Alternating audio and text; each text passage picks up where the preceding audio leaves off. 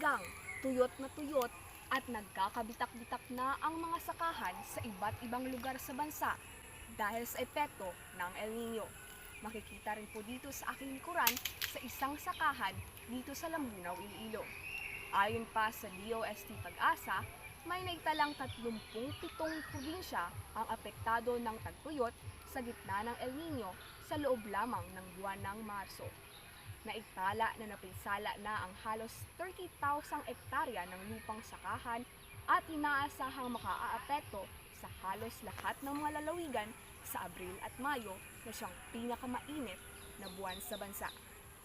Ngunit ayon naman sa Federation of Free Farmers Cooperatives, may nalaang credit at insurance assistance sa mga magsasaka at mga ngisda na naapektado ng El Nino ang Department of Agriculture.